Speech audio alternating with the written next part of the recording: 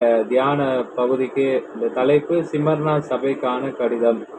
வெளிப்படுத்தின விசேஷம் 2:8-11 வசனங்கள். இயேசுவை குறித்தான ஒரு விளக்கம். சிமர்னா ஏஜியன் கடற்கரைக்கு அமைந்திருக்கிற துறைமுக பட்டணமாம்.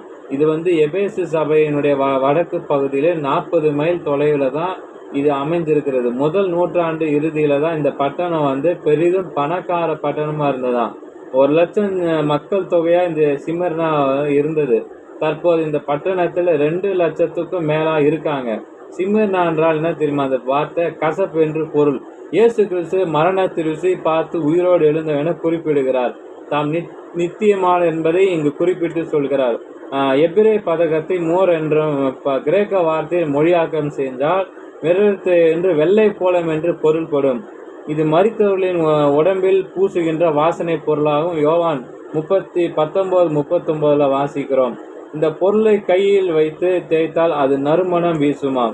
இயேசு கிறிஸ்து அவர்களும் உயிர்த்தெழுதலுக்குரிய நித்திய ஜீவனும் உறுதியான ஒன்றாக இவர்களுடைய இருதயத்தில் காணப்பட்டபடியினாலதான் என்ன பண்ணாங்கன்னா, மரண பயமும் எதிரிகளிடம் இருந்த அந்த அச்சுறுத்தலும் இவர்களை அசைக்க முடியவில்லை. மாறாக இவர்கள் உற்சாகத்துடன் காணப்பட்டனர் என்று பார்க்க முடிகிறது.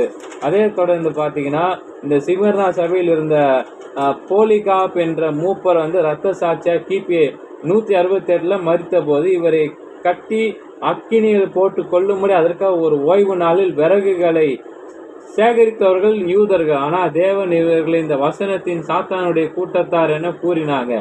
ரோம அரசாங்கத்தின் மீது பக்தி உள்ளவர்கள் அந்த நாட்கள்ல காணப்பட்டார்கள். இவர்கள் ஆசிய மைனரின் சகல பட்டணங்களிலும் கிராமங்களிலும் ஊடுருவி இந்த ரோம அரசுக்கு துணை போனால் பணம் அதிகமாக தூண்டிவிட்டார்கள்.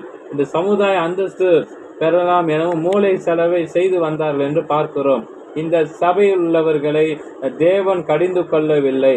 காரணம், அவர்கள் எல்லா விதத்திலேயும் பரிசுத்தம் உள்ளவர்களாய் காணப்பட்டார். பல சோதனைகள் உண்மையுள்ளவர்களாய் இருந்தார்கள். சிமிர்னா பட்டணவாசிகள் ரோம பேரரசுகளுக்கு கீழ்ப்படிந்து உண்மையுள்ளவர்களாக காணப்பட்டதால் நன்மதிப்பு பெற்றார்கள். ஜீவக்கிரீடு என்பது நித்திய ஜீவனின் பரிபூரணத்தை குறிப்பிடுவதாகும். நித்திய ஜீவன் பிரதிபலனாக கொடுக்கப்படும் என்பதை இருக்கலாம்.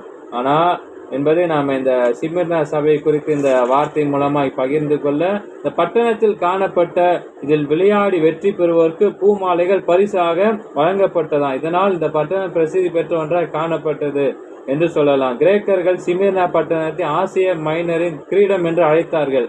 இந்த பட்டணம் மிக அழகாக இருந்தது.